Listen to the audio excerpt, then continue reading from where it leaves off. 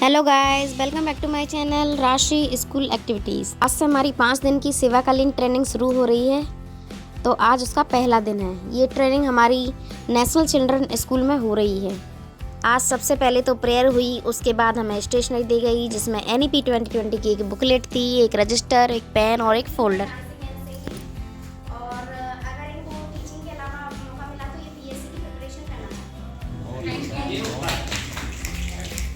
उसके बाद हमें पास बैठे साथी को अपना फ्रेंड बनाना था और एक दूसरे के बारे में जानकर सामने स्टेज पे बोलना था, जैसे कि मैंने सामने बोला अभी। उसके बाद हमें पॉप स्टिक दी गई जिन पे हमें अपना अपना यूनिक ID लिखकर उनको वापस देना था। उसके बाद स्टिकी नोट्स पर मेरे सपनों की शाला उस पर आपको लिखना था और बोलना था। ऐसी होनी चाहिए सर।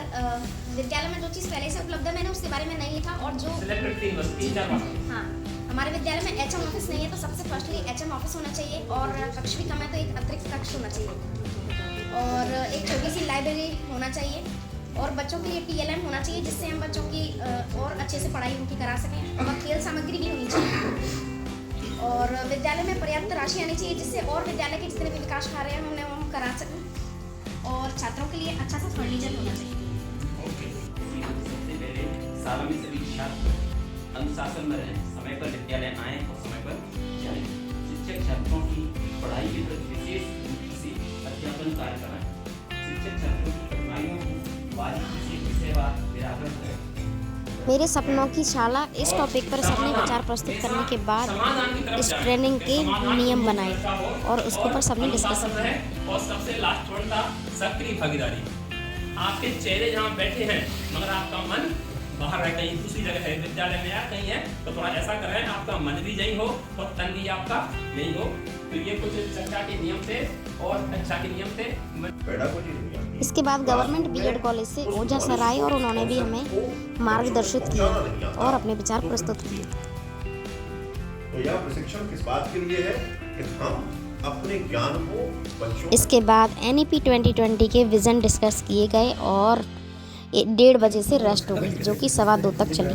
उसके बाद खाना खाने के बाद हम बाहर चले गए और उसके बाद जब अंदर आए तो MTs ने हमारा अच्छे से स्वागत किया। बोर्ड पर कुछ लाइंस लिखी थी, जैसे स्माइल पर अगर हाथ रखेंगे तो स्माइल करके आना है, नमस्ते पर हाथ रखेंगे तो नमस्ते करके आना है। इस तरह हम सब अंदर आ गए और NEP 2020 से परिचय टॉपिक हमें पढ़ाया गया। उसके बाद हमें 4 ग्रुप्स में बांट दिया गया।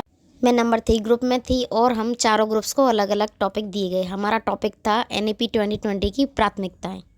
एक चार्ट पेपर पे लिखना था और उसके बाद अपने अपने विचार प्रस्तुत करने थे।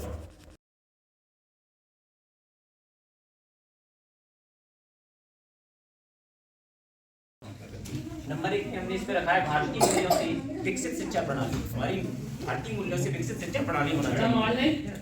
दूसरा बिंदु है उच्च गुणवत्ता युक्त शिक्षा। हमारी शिक्षा उच्च गुणवत्ता युक्त होना चाहिए जिससे हमें कुछ हासिल हो सके।